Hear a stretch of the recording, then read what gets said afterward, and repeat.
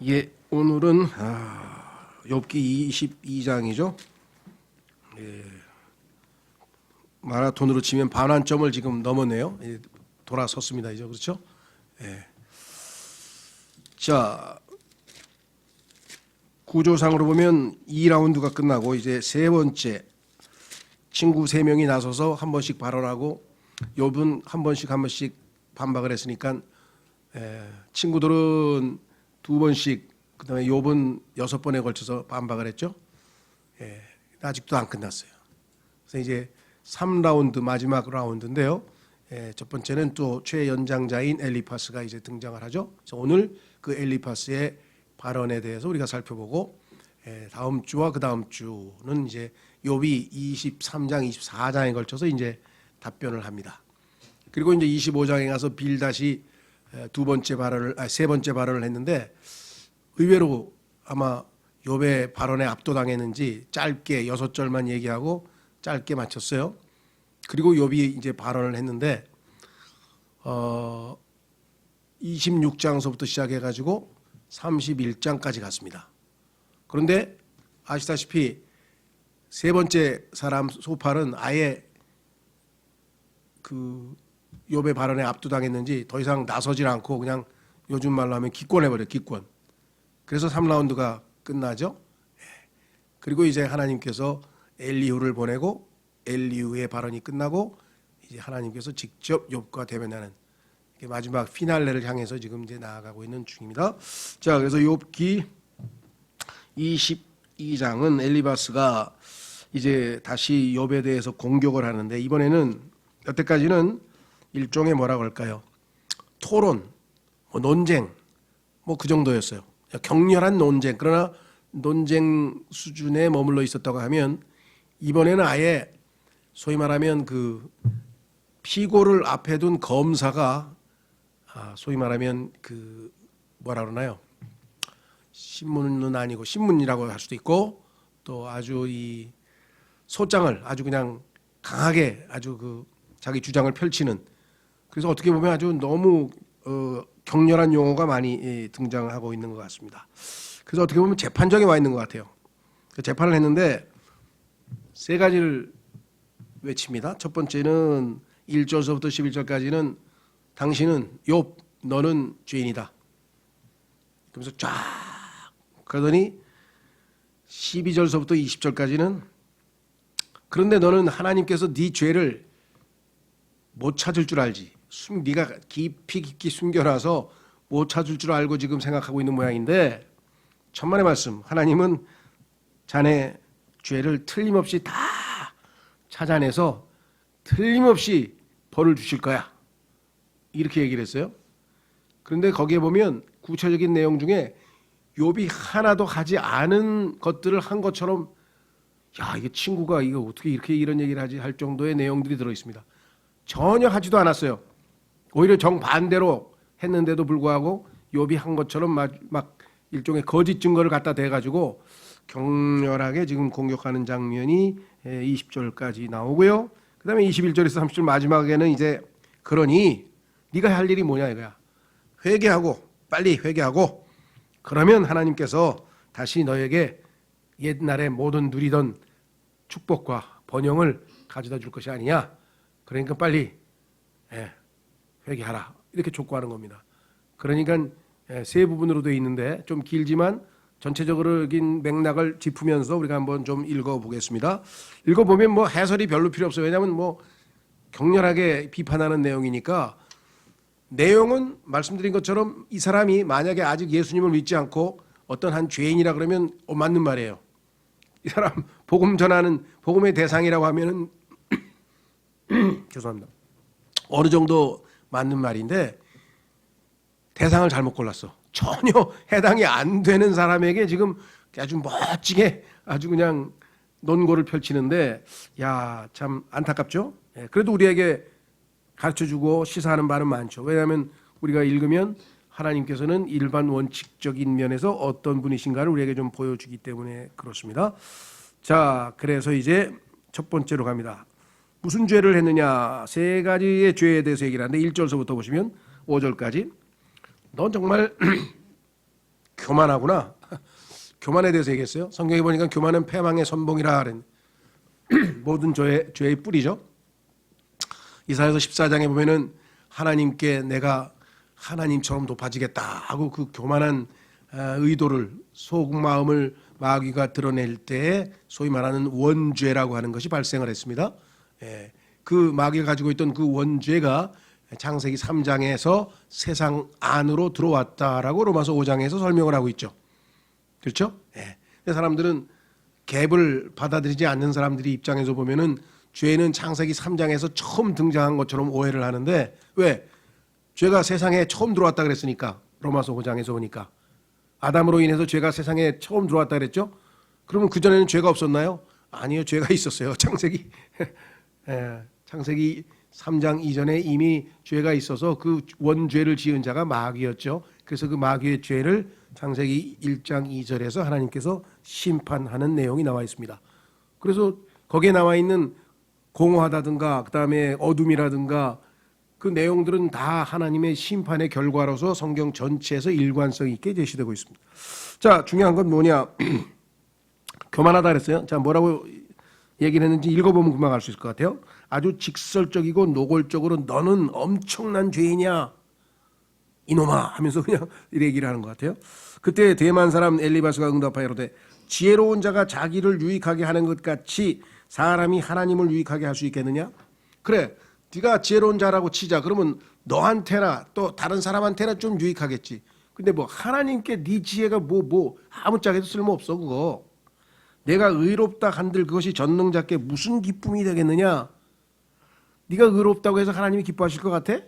내가 내 길들을 완전하게 한들 그것이 그분께 이익이 되겠느냐? 이익이 되진 않겠죠. 하나님께는. 그러나 기쁨은 드리죠. 왜? 자녀가 하나님을 기쁘게 하는 행동을 했으면 하나님이 기뻐 받으시는 거죠. 그래서 이게 주장이 지금 다 옳은 것만 아니에요. 인간이 뭔가 의로운 행위를 했다고 해서 하나님께서 그거를 가지고 정말 뭐 깜짝 놀랄 만큼 야 하면서 기뻐하신 그런 건 아니에요. 당연히 그런 건 아니지만 하나님의 자녀가 하나님 말씀에 순종해서 의로운 삶을 살면 하나님께서 당연히 기뻐하시는 것은 너무나 당연하겠죠. 그분께서 너에 대한 두려움으로 인해 너를 책망하시겠느냐? 네가 하나님이 너를 두려워해서 너에게 미리 입을 막고 또 너에게 미리 책망을 하겠느냐? 그러면 그분께서 너와 함께 심판 자리로 들어가시겠느냐? 네가 왜 하나님에 대해서 뭔가 기여한 것처럼 하나님께 뭔가 기여한 것처럼 자꾸만 네 의를 내세우면서 속된 말로 교만을 떠느냐? 그러면서 아주 결정타를 내립니다. 내 사악함이 크지 아니하냐? 이제는 아예 사악함이라 그랬어요. 내 불법이 끝이 없지 아니하냐? 넌 아주 엄청나게 큰 죄인이야. 이렇게 얘기를 했어요.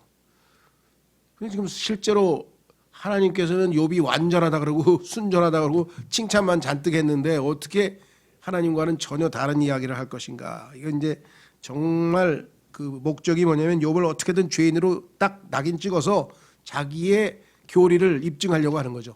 왜? 욥이 당하는 고통을 보면 이거는 죄를 지어서 하나님이 벌하기 전에는 이런 고통을 당할 수가 없다. 그렇다면 너는 분명히 죄인이다. 이거를 입증해 버리려고 애를 쓰고 있죠. 자, 두 번째 일종의 탐심이죠. 자, 6절에 보시면 내가 까닭 없이 내 형제로부터 담보물을 취하고 헐벗은 자의 옷을 벗기며 그다음 보세요. 피곤한 자에게 마실 물을 주지 아니하고 줄인 자에게 빵을 주지 아니하였도다. 그런데 욥은 정반대로 행동했는데 욥이 이런 짓을 했다고 지금 비난하면서 너는 죄인이다 이렇게 얘기를 했는데요. 참 우리가 생각할 때 이거는 성립이 안 되죠. 욥은 얼마나 사람들에게 긍휼을 베푼 나중에 욥기 31장에 가서 욥이 어떻게 살았는지 자기의 삶에 대한 간증을 하는 것을 읽어보면 이 사람들의 주장과는 정반대로 사는 것을 우리가 확인하게 됩니다. 나중에 욥기 31장을 한번 보겠습니다. 자, 그 다음에 8절 그러나 강한 자로 말하건대 그는 땅을 소유하였으며 존귀한 자는 거기서 살았도다. 내가 과부들을 빈손으로 내보내고 아버지 없는 자들의 팔을 꺾었도다. 이런 짓을 했으니 네가 큰 죄인이 아니겠느냐 이러면서 지금 소위 말하면 왜 가난하고 어려운 사람을 돌보지 아니하였느냐. 구약 시대에 보면 하나님께서 정한 율법에 보면은 그것이 다 하나님의 백성이 해서는 안 될 일이라는 것을 알죠. 자, 성경에 보면은 죄는 두 종류가 있습니다. 실제적으로 성경에 나와 있는 그 죄의 종류는 한 100여 가지가 넘어요. 신구약 성경 이렇게 찾아보면은 뭐 살인도 있고, 그죠? 예, 그다음에 뭐 게으름도 있고, 뭐 거짓 자랑도 있고, 뭐 여러 가지가 있는데, 하여간 죄목이 마가복음에 예수님께서 사람의 마음 속에 들어 있는 13가지에 대해서 마가복음 7장에 말씀하고 계시고, 로마서 1장에 보면은 인간의 죄들을 쭉 열거하고 있고, 그 외에도 이 죄들을 열거하는 걸로 해서 쭉 해보면은 겹치는 죄들이 있죠. 그걸 빼고 개수로만 치면 누가 시험봤는데 100몇 가지가 나온다 그러네요. 100몇 가지가 나온다는데, 자, 그래서 여기 보시면 틀림없이 너는 죄인데 어떤 죄냐? 하지 말라는 죄가 있어요. 그러니까 하나님께서 그거 하지 마, 살인하지 말라, 도둑질하지 말라, 뭐 이런 거 있잖아요. 그러니까 하지 말라 그랬는데 한 죄가 있죠. 요거를 커미션이라 해요. 커밋하면 저지르다, 죄를 저지르다는 뜻이에요. 예. 그런데 죄 중에는 하지 말라는 죄 말고 하라는 게 안 한 거 있어요. 하나님이 하라 그랬는데 안 한 죄가 있어요. 요거는 오미션이라는데, 오미션은 삭제, 우리말로 하면 하나님이 하라는데 삭제해버렸어. 그 명령을 안 지켜서. 그러니까 놀랍게도 죄인이 구원받지 못하는 죄는 하라 그랬는데 하지 않은 죄예요. 하지 말라 그랬는데 한 죄는 다 용서받아. 그런데 하나님께서 하라 그랬는데 안 한 죄 딱 한 개 있어요. 그게 뭐예요? 예, 주 예수 그리스도를 믿. 내 아들을 믿으라 그랬는데 그거 안 믿으면, 그거 안 하면, 그러니까 이 세상에서는 무슨 짓을 해도 다 구원받을 기회가 있어요. 그런데 한 가지를 안 하면 영원한 멸망이에요. 그게 하나님의 말씀대로 예수 그리스도를 믿는 거예요. 그렇죠? 여기서 지금 긍휼히 여기지 않았어요. 하라 그랬는데 안 여긴, 하지 않은 죄에 해당하는 겁니다. 이번에는 아까는 하라는 죄를 해당되고 두 가지 종류의 죄가 있다 그랬죠. 성경에 보면 예수님도 이 과부와 고아들을 돌보라고 하는 것은 구약에도 나오고 예수님께도 나오고 그렇습니다. 그렇죠. 예, 그 다음에 결국은 결론이 뭐냐? 10절 11절에서 그러므로 결론이 뭐냐? 올가미들이 너를 둘러싸고 갑작스러운 두려움이 너를 괴롭히며 이런 재앙이 너에게 닥칠 것이다. 너 큰 죄를 졌으니까. 또는 어둠이 너로 하여금 보지 못하게 하고 넘치는 물들이 너를 덮느니라. 그래서 결국은 죄인들에게는 하나님께서 반드시 이와 같이 심판하신다. 결론은 뭐예요? 네가 지금 엄청난 고통을 당하는 이유가 뭐냐? 네가 엄청난 죄인이기 때문이야. 그걸 모르겠어? 일견 맞는 것 같기도 하면서 일견 얼마나 하나님의 생각을, 의도를, 그러면 예수님은 이 세상에서 가장 고통을 당한 사람인데 그럼 예수님이 제일 악한 사람인가요? 사도 바울은 어마어마한 고난을 당했는데 그러면 사도 바울이 아주 못된 악한인가요? 전혀 아니죠. 예, 그래서 지금 정말 아주 뭐랄까 잘못된 교조적인 자기 주장을 지금 내세우고 있다. 자, 이 상황에서 아마 방청객은 그랬을 거예요. 아니 지금 검사가 한 얘기가 다 맞는 거 맞아? 그런데 왜 우리는 욥하고 같이 같은 동네에서 살았는데 욥이 이런 짓을 하는 것을 왜 못 봤지? 아마 그렇게 생각했을지도 모르겠어요.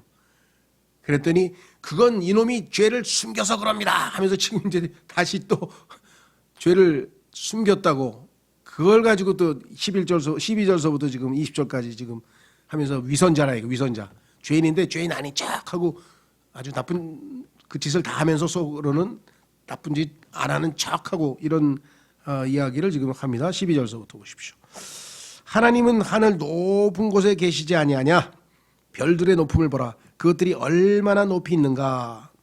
그래서 하나님은 먼 위에서 밑에 내려다보면 다 보실 수 있어. 네가 아무리 숨어서 뭐 해와도 다 보실 수 있어. 그런데 너는 이르기를 하나님께서 어떻게 아시느냐? 하나님이 어떻게 알아? 내가 숨어서 몰래 하는데 그분께서 어두운 구름을 뚫고 심판하실 수 있겠느냐? 하나님 저 높은 곳에 있어서 어두운 구름들이 다 가운데 가리고 있는데 어떻게 내가 하는 못된 짓을 알겠느냐? 이렇게 지금 네가 욥이 머리를 굴리는 모양인데 그런 뜻이에요. 빽빽한 구름들이 그분을 덮은즉 그분께서 보지 못하고 하늘의 순한 회로에서 다니실 뿐이라 하는도다.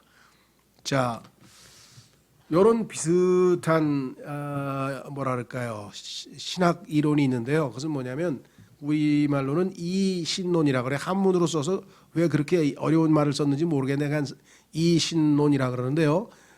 보통은 유신론이라고도 하고, 하여간 디이즘이라고 하는데 영어로는 이게 뭐냐? 여러분 잘 아시는 미국의 그 건국의 아버지, 미국 건국의 아버지라고 불리우는 조지 워싱턴이 있죠. 그런 사람들은 우리가 생각하는 크리스찬이 아니에요. 미국의 건국 아버지들 중에는 크리스찬이 아닌 사람들이 많았어요. 어떤 의미에서 그러냐? 겉으로는 하나님을 다 인정해. 그런데 그런 사람들은 이신론자였어요. 이신론자는 뭐냐? 그래, 하나님이 계시지. 하나님이 계신데 하나님은 인간하고 어울릴 수가 없어. 차원이 다르잖아. 그래서 이 세상을 창조를 딱 했어. 하나님이다. 그 다음에 뭐예요? 그래, 이제 너희들끼리 놀아라. 나는 좀 너희하고는 같이 지낼 수가 없으니까 하면서 따로 하나님은 인간의 삶에 전혀 개입하거나 간섭하지 않는다. 이렇게 생각하는 사람들이에요. 이 철학 이론이에요. 엄청 많아요, 사람들 중에는. 그래서 하나님께서 우리가 뭐 기도를 응답하시고 뭐 하나님께서 인간의 삶에 개입하신다, 이런 생각을 하는 사람들을 아주 경멸해요. 그 말도 안 되는 소리. 하나님은 째째하게 인간들이 뭐 이래라 저래라 그런 거 간섭 안 해. 니들끼리 알아서 해. 그리고 하나님은 멀리. 그래서 이걸 철학에서는 타자라 그래. 타자. 타짜 말고, 타짜 뭐지? 타짜는 이거 노름하는 사람들이. 그거 말고, 그 타짜 말고, 이거는 한문이에요. 타, 이타, 나 말고 남. 타자. 그래서 영어는 the other, O-T-H-E-R, other. 다른 사람이네, 다른 자. 그러니까 인간하고는 다른 분이야. 이렇게 생각하는 분이 있어요. 그러니 뭘 인간이 죄를 짓는다고 내려다보고 뭐 심판하려고 그러고 뭐 그래 째째하게 그러냐. 이렇게 생각하는 사람들인가 봐요, 이 사람이. 그래서 모른다 그랬어요. 자, 이렇게 생각하는 모양인데 하면서 지금 욥에게 비판하고 있네요. 15절, 네가 사악한 자들이 밟던 옛길을 주목해 보았느냐? 그들은 때가 되기도 전에 끊어졌고 그들의 기초는 홍수로 뒤덮였느니라. 그들이 하나님께 아뢰기를 우리를 떠나소서, 전능자께서 그들을 위해 무엇을 할 수 있겠나이까 하였을 때, 하나님 필요 없다, 우리는 잘 먹고 잘 사니까 하나님 제발 우리 좀 내버려 두세요 라고 했는데 그분께서는 좋은 것들로 그들의 집을 채우셨느니라. 그러나 사악한 자의 계략은 내게서 아주 멀리 있느니라. 의로운 자들은 그것을 보고 즐거워하며 죄 없는 자들은 그들을 비웃는도다. 우리의 재산은 끊어지지 않았을 때 그들에게 남은 것은 불이 소멸시키는도다. 20절이 특별히 우리에게 와닿는 이유는 뭐냐면요, 우리의 재산은 끊어지지 않았대요. 우리는 누구예요? 엘리파스하고 소발, 빌닷하고 소발. 우리 세 사람은 아무 일도 안 일어났어. 우리 애들 다 잘 있고 우리 재산도 그대로 다 잘 있고 뭐 잘 되고 있어. 잘 되고 있어. 근데 너는 뭐야 이게 지금. 그러니까 그 얘기는 뭐예요? 너는 하나님께 엄청난 죄를 지은 거 아니냐 이거죠. 그렇죠? 그러면서 죄인들은 하나님이 벌 주신다. 그 얘기를 지금 마지막 순간에 또 강조하고 있는 거예요. 그러면서 이제 요구하는 게 뭐예요? 하나님이 위에 계시니까 네가 하나님이 안 본다고 생각하지 말고 위를 쳐다봐봐. 그러면 하나님 계실 거 아니겠어? 그리고 하나님께서 과거에 죄인들을 심판하신 그 역사가 쫙 있잖아. 그럼 과거를 한번 되돌아봐. 위를 보고 뒤를 봐라. 그렇게 되면 네가 자연히 뭐예요? 죄인들에게 하나님이 행하신 그 심판의 역사를 다 배울 수 있지 않겠냐? 그러면 결국은 네가 뭐 해야 되겠어? 회개해야 되겠지. 근데 결국은 지금 너는 죄인이라는 것이 입증되었으니 너는 회개할 수밖에 없지 않느냐라고 지금 몰고 가는 중이에요. 또 참 우리가 생각할 때는 야, 끈질기다. 어떻게 친구에게 놓고 자기가 평소 때 아주 그 존경하던 친구인데 이렇게까지 끝까지 욥을 아주 몰아세울까? 그러니까 교조주의라는 게 정말 무섭죠. 종교. 그러니까 진리는 우리를 자유케 하는데 진리가 아닌 거짓 잘못된 교리는 우리를 아예 노예로 삼아가지고 이 사람은 지금 여기에 매여 있는 거예요. 욥은 엄청난 고난을 당하고 있는데 이러한 고난은 하나님이 엄청난 죄인에게 심판을 내릴 때 있을 수밖에 없다. 그럼 결론은 뭐야? 너는 엄청난 죄인인데. 그래서 우리가 지금 회개하라고 계속 얘기를 했는데 끝까지 죄인이 아니라고, 끝까지 죄인이 아니라면서 우리를 오히려 막 예? 반박을 하고 공격을 하니 이제 막 격해져서 마치 이 검사가 피고인을 아주 그냥 저기 하듯이 몰아세우듯이 지금 어마어마하게 지금 몰아세우고 있습니다. 그렇죠? 예. 자, 그래서 결국은 마지막 권면은 뭐냐? 21절서부터 30절까지는 이제 소위 말하는 회개하라 이 말이죠.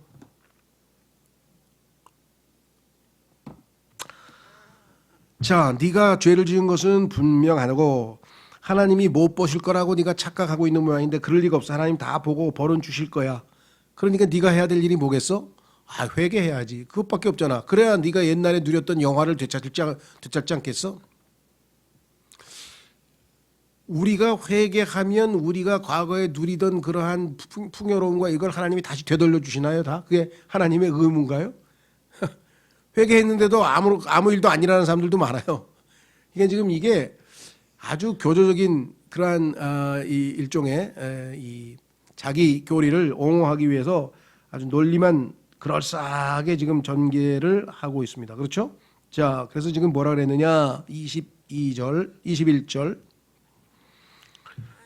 이제 너는 스스로 그분을 제대로 알며, 네가 지금 하나님에 대해서 잘 모르니까 그런 모양인데 또 그분과 평화롭게 지내라. 하나님 화나게 하면 큰일 나. 그리하면 복이 내게 이 말이라. 이렇게 얘기했어요. 원하건대 그분의 입에서 법을 받고 그분의 말씀들을 내 마음속에 쌓아두라.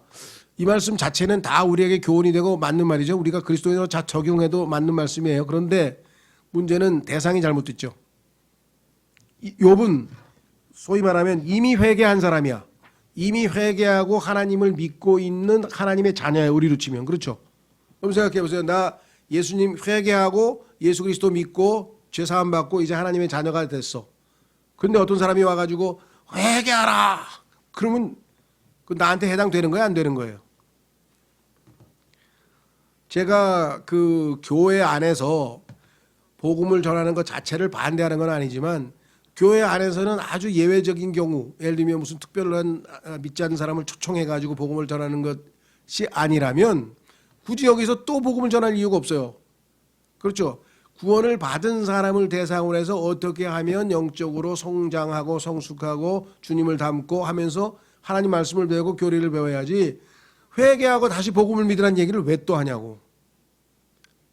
예를 들면 회중의 90%가 열의 9은 이미 다 회개하고 이미 구원받고 있는 사람한테 가서 다시 구원받으라는 복음을 왜 또 전해주냐고. 근데 어떤 사람은 아, 그래야 제 마음이 편하죠. 복음을 풀어주셔야지. 아, 그래, 난 구원받은 사람이야. 아, 이거 안심이 되잖아요. 매주 52주 동안 그걸 풀어주는 교회를 가야 되겠다는 거예요, 굳이. 왜? 그걸 들어야 마음이 편하대. 그래서 저한테 물어보는 게 왜 이 교회는 복음을 안 풀어줘요? 그래서 구원 받으셨는데 뭘 또 복음을 들으려고 그러세요? 엄마 뱃속에서 태어났으면 이제 자라나야지 또 복음을 듣고 또 또 태어나려고? 아니, 그래도 복음을 들어야 마음이 편해지잖아요. 아주 그 이상한 뭐라 그럴까요? 이게 일종의 뭐 마약 비슷하게 거기에 중독이 됐는지 하여간 52주 내내 복음을 풀어줘야지 좀 살 것 같다는 거예요. 근데 이해가 안 가. 그렇죠. 예. 그러니까 교회에서는요, 특별한 경우 아니면 복음을 다시 풀었을 필요 없어요. 필요한 경우 있죠. 성경에 보니까 확인 다시 한번 점검하라고 했고 또 있어요. 그건 나쁘진 않은데 52주 내내 하면 그건 아니지. 그건 아무리 봐도 아니죠. 그렇죠? 자, 그래서 지금 회개하라고 지금 욥이 외치고 있습니다. 그러면서 뭐라고 얘기했나 보세요. 만일 내가 전능자께로 돌아가면, 이 돌아간다는 말이 회개하고 연결되죠. 그렇죠? 예. 하나님을 떠났다가 다시 돌이키는 것, 돌아가는 걸 우리가 회개라고 그랬죠. 회개의 개념 자체가. 예. 세워지겠고 또 내가 내 장막에서 불법을 멀리 치우리라. 그때에 내가 금을 흙처럼 오빌의 금을 시내의 돌처럼 쌓으며. 그걸 회개하고 돌이키면 그냥 모든 게 만사형통합니까? 이렇게 참으로 전능자께서 내 방벽이 되시고 내가 많은 은을 소유하리니 그때에 내가 전능자를 기뻐하며 내 얼굴을 하나님을 향하여 들리라. 야, 그러니까 네가 회개하면 말이야 기쁨도 하나님께서 임재해서 기쁨도 누리지, 기도도 응답받지, 모든 게 잘 풀려서 번영도 하지. 야, 그뿐이 아니야. 그 다음에 보세요. 뭐라 그랬나? 내가 그분께 내 기도를 드리리니 그분께서 내 말을 들으실 것이요 또 내가 내 소원을 갚으리라. 또 내가 어떤 일을 정하면 그 일이 너를 위해 굳게 세워질 것이요 빛이 내 길들에서 비치리라. 그러니까 요즘 표현을 하면 그냥 만사형통할 거라는 거죠. 회개하라.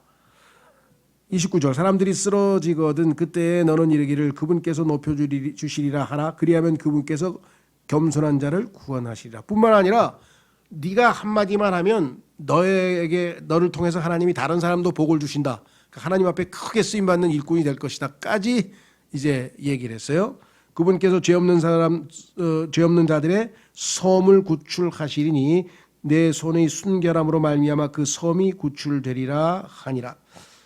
또 개역 성경을 비롯해서 많은 성경들이 이 섬이란 단어가 갑자기 나오니까요. 아니 여기서 왜 갑자기 섬이 나오지? 이잖아요. 울릉도도 아니고 독도도 아니고 왜 갑자기 섬이 나왔어? 하면서 성경을 자 우리가 봐도 좀 이상하죠. 섬이라는 게 여기 왜 나오지? 그렇지만 하나님이 성경에다 썼으면 이게 왜 써 있을까 하고 묻고 그다음에 또 기다렸다 하나님이 이제 성경을 비교해서 찾아서 어떻게 답을 얻어야지. 아유 이거 누가 실수했구만 하고 자기 멋대로 고치면 그거는 아니죠. 근데 그렇게 한 성경들이 너무 많아요. 성경에 보면은 이 섬이라고 하는 게 사람들이 모여 사는 장소잖아요. 그래서 창세기에도 보면은 하나님께서 섬을 손가락으로 집어 들어 올리신 정도로 크신 분이라는 얘기할 때도 쓰고요. 그래서 여기서는 뭐냐면 일종의 비유죠. 예를 들면 노아의 홍수 때 수없이 많은 사람들이 다 물에 다 질식사에 다 빠져 죽었잖아요. 그런데 그 노아의 방주만 그 안에 들어간 사람들을 태우고 살아 있었죠. 일종의 뭐예요?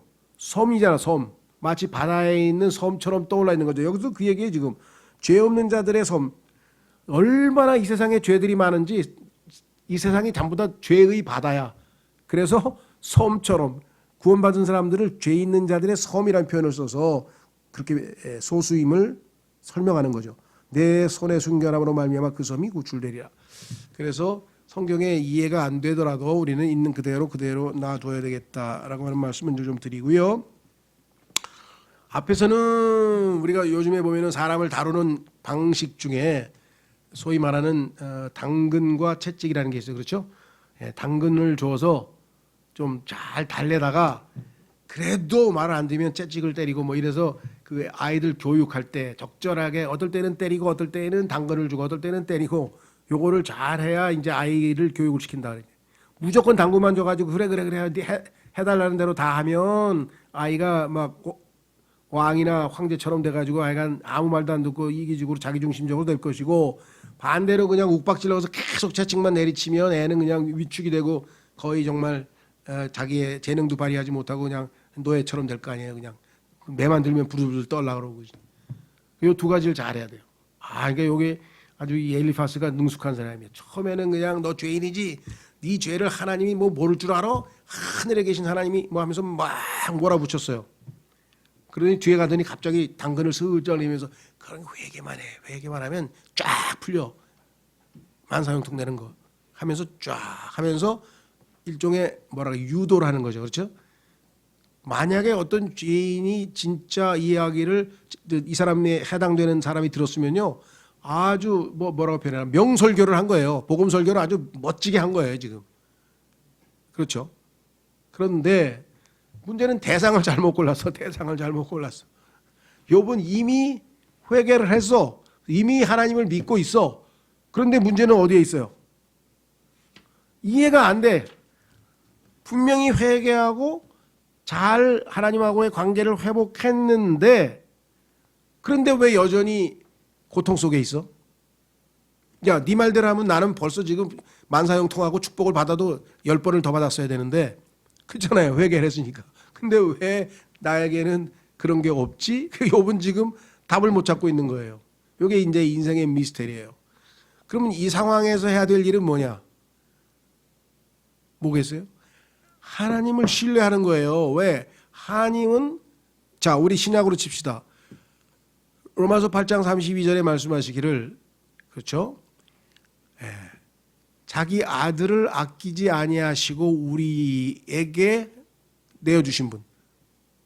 자기 아들을 아끼지 않고 우리에게 주신 하나님께서 그 아들과 함께 그 무엇을 우리에게 안 주시겠냐. 네가 기도하면 아들이 하나님께서 가장 소중한 존재인데 기꺼이 내주셨는데 왜 기도를 응답 안 해주시겠냐는 말씀이 아니에요. 그렇죠? 그렇다면 이해가 안 가요. 그렇죠?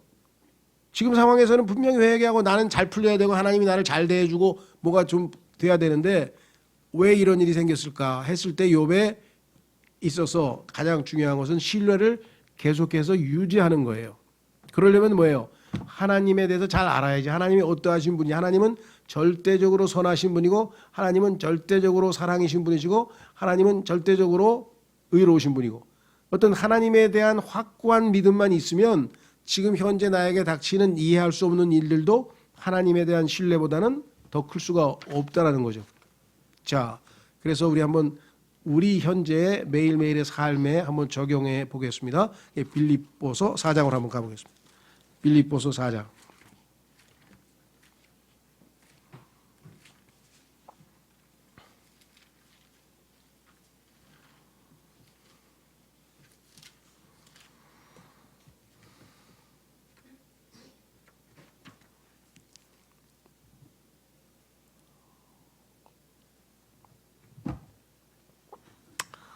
자, 이렇게 써 있네요. 빌립보서 4장 6절에 빌립보서 4장 6절에 아무것도 염려하지 말고 이 세상에 정말 염려할 일들이 아주 많은데도 불구하고 일단 아무것도 염려하지 말라. 두 번째, 오직 모든 일에서 여기서 예외를 두시면 안 돼요. 하나님은 여러분이 생각할 때는 이것까지는 하나님이 모르실 거야. 그런 거 없어요. 다 알아요. 내 마음을 어떻게 알아 하나님이. 알아요. 하나님만 알아요. 다른 사람 몰라도. 그러니까 모든 일을 해서 예외로 자기 거 뭐 몇 개 빼고 그러면 안 되지. 모든 일에서 기도와 간구로 기도와 간구로 너희가 요청할 것들 하나님께 아뢰죠. 이거 이렇게 되는데 도와주십시오. 하나님께 요청할 것들을 어떻게 하라고요? 감사와 더불어 하나님께 알리라. 그렇죠? 예. 자, 이게 우리 그리스도인이 이 생에서 이 힘들고 어려운 광야 같은 생에서 매 순간 매일매일 해야 될 조건인데요. 그리하면 자, 7절에 그렇게 하면 우리가 이건 여기까지가 우리가 해야 될 일이고 그렇게 하면 하나님은 어떻게 하시겠다는 약속이 주어지느냐 여기 써 있네요. 모든 이해를 뛰어넘는 하나님의 평강이 그리스도 예수님을 통해 너희 마음과 생각을 지키시리라. 자, 여기서 이제 많은 사람들이 실족해 버리는 거예요. 나는 6절만 하면 7절에는 그리하면 만사 형통이 이루어지리라. 모든 문제가 해결되리라. 모든 상황이 좋아지리라. 난 이렇게 답이 나올 성경에 이런 약속이 있을 줄 알았는데 그게 아니야. 여기에서 많은 그리스도인들이 실망을 하는 것 같아. 우리가 생각하는 수준의 하나님이 아니에요. 하나님은 내가 이렇게 하면 하나님이 이렇게 해주겠지. 절대로 내 생각대로 안 돼요. 그건 100% 보장이야. 왜? 하나님 생각과 우리 생각은 하늘과 땅만큼 멀다고 성경에 써있는데 뭐 어떻게 우리 생각대로 되는 하나님을 왜 믿어요? 그런 하나님을 왜 믿냐고. 하나님이 절대로 우리 생각처럼 안 돼요. 그럼 어떻게 해요? 보니까 만사형통 모든 문제 해결. 그런데 문제는 많은 사람들이 그것을 바라보고 기도를 해. 문제 해결을 해달라고 막 기도를 해. 근데 하나님은 답변을 그렇게 안 했어. 기도할 때 뭐라 그래요? 좋은 것으로 주신대. 내가 기도한 것을 주시진다는 약속은 없어요. 내가 기도한 것을 그대로 주는 게 아니라 우리가 기도한 거는 대부분 쓸데없는 거야. 그러니까 기도 응답해봐야 소용도 없는 거야. 그러니까 하나님은 하나님이 보시기에 나에게 유익한 것으로 주시는 거야. 근데 그게 때로는 고난일 수가 있어. 그거를 이해 못하면 신앙생활 못하는 거지. 그렇죠. 지금은 너는 고난이 필요한 때야. 그래서 그 고난을 통해서 영적으로 강건해질 필요가 있는데 지금 네가 하는 대로 네가 원하는 것을 주면 지금은 달콤할지 모르지만 너는 영원히 그리스도인으로서 강건한 신앙인이 군사가 될 수 없어. 이거 된단 말이죠. 그러니까 하나님 뜻하고 우리 뜻하고 틀리기 때문에 다르기 때문에 전적으로 하나님을 신뢰해야 돼. 자, 여기 보세요. 뭐라 그랬냐? 모든 이해를 뛰어넘는 요게 포인트야. 요게 포인트야. 읽을 때마다 내가 그래. 무슨 소리예요? 하나님께서 내가 기도를 했는데 일어나는 답변은 이해가 안 되는 경우가 거의 8, 90%라. 이해가 안 돼. 왜 하나님이 이런 식으로 답변하지? 그 이해를 뛰어넘어야 돼. 우리는 뭐예요? 내가 납득할 만한 답변을 주시라고요. 이렇게 얘기를 하는 거예요. 근데 하나님은 이해를 뛰어넘어. 이해가 안 돼. 그럼 뭐예요? 이해보다 더 좋은 걸 주셔. 이해는 안 되는데 뭘 주세요? 하나님의 평강을 주셔. 이해는 안 되는데 마음이 편해. 하나님이 평강을 주셔가지고. 그런데 만약에 하나님께서 우리가 원하는 대로 다 이해가 돼. 이해를 시켜줬어. 근데 마음은 점점 불안해져. 그럼 어떻게 되겠어요? 하나님은 이해는 너는 지금 못해. 내가 나의 마음의 평강을 내 마음에 하나님의 평강을 줄 테니까 그걸로 네 생각과 마음을 지켜줄게. 요게 답이고요. 이해는 언제예요? 나중에 하나님 만나보니까 그때 그래서 하나님께서 큰 애가 제일 소중하다고 하는 그것을 탁 뺏어가셨구나. 이해가 되네 이제. 그때 가서 이해하셔야 돼. 하늘에 가서. 이해가 되세요?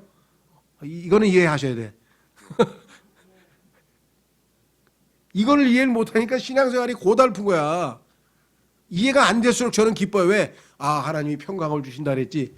이해를 하면 뭐야? 아이고 그거 이해해가지고 이제 내가 원하는 대로 안 되면 뭐야? 더 괴로운 거지. 더 불안한 거지.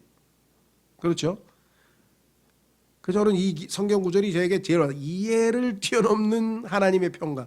이해하고 평강하고 어떤 거 가지실래요? 나 이해 안 돼도 좋아. 몰라도 돼. 이해 안 돼도 돼. 난 평강을 가질 거야. 근데 하나님이 그렇게 하시겠다는 거예요. 그 다음에 뭐예요? 너희 마음과 생각을 지키시리라. 당장 문제 해결을 해주시는 게 아니에요. 하나님은 다 타이밍을 알고 누구 말 맞다나 영화 대사처럼 하나님에게는 다 계획이 있으세요. 하나님께는 계획이 다 있어. 근데 우리가 하나님의 계획을 막 바꾸려고 하면 때를 써가지고 그게 되겠어요? 그렇죠? 고난을 지금 8번까지 왔어. 근데 하나님은 10번째 고난에서 이제 답이 와. 10번째 재앙이 끝나야 유대인이 이제 출애굽하는 거야. 근데 8번째 재앙에서 아이고 힘들어 못하게 돼. 대부분의 사람들은 뭐예요? 한두 번만 참으면 되는데 거기서 주저앉아. 그 일을 다 망치는 거야. 신앙생활을 주저앉아 버려. 그렇죠? 소망에 인내 아니에요. 소망은 주님 아니에요. 그럼 주님 오실 때까지 기다리라고 인내하라고 성경에 써 있잖아요. 주님 오실 때까지 인내하라고. 그렇죠? 예. 자, 그래서 욥도 지금 뭐예요? 이해할 수는 없어. 그렇지만 하나님을 계속 신뢰하고 있는 거예요. 그렇기 때문에 하나님 앞에 또 가서 하소연하고 또 얘기하고 또 얘기하고. 그렇죠? 그 나중에 가서 드디어 뭐예요? 하나님께서 이해하게 해주셨어. 왜? 내가 잘 모르고 있는데 함부로 말을 막 했구나. 하나님 제가 지금부터 입 다물고 있겠습니다. 왜? 하나님을 신뢰만 하면 될 것을 하나님이 알아서 다 하고 계신데 나는 내 몸을 헌신해서 내어드리기만 하면 하나님이 알아서 하실 일을 왜 내가 일을 망칠까? 그러죠? 예. 결국은 하나님께서는 마지막 순간에는 어떻게 했어요? 욥의 친구들에게 이 친구들이 욥의 중보 기도를 필요로 하는 자들이니까 가서 도와줘라. 네가 기도해서 그 친구들 하나님의 재앙으로부터 벌 받는 것부터 보호해줘라. 그래가지고 오히려 친구들을 가서 기도해줬잖아요. 끝부분에 가서. 그렇죠? 얼마나 친구들이 민망했겠어요? 욥 앞에서. 근데 욥은 가서 뭐예요? 자식들이 그냥 말 안 듣고 이게 아니라 하나님께서 너희들 중보 기도해주라고 왔어. 야, 앉아봐. 내가 기도할 테니까. 참 보통 참 위대한 책이 아닌 것 같아요. 예, 그래서 이건 전반적으로 전체만 살펴봤습니다. 그렇죠? 예, 욥기 22장 다음에 이제 23장으로 이제 갈 텐데요. 이 시간에 우리 하나님을 신뢰한다고 하는 것이 무엇인가? 이해 안 돼도 하나님을 신뢰하면 하나님의 평강이 우리의 마음을 지배하고 그 평강으로 인해서 우리가 힘 있게 신앙생활을 계속해서 해나갈 수가 있다. 끈기 있게 신앙생활을 계속하게 해 주십시오. 이렇게 기도하겠습니다.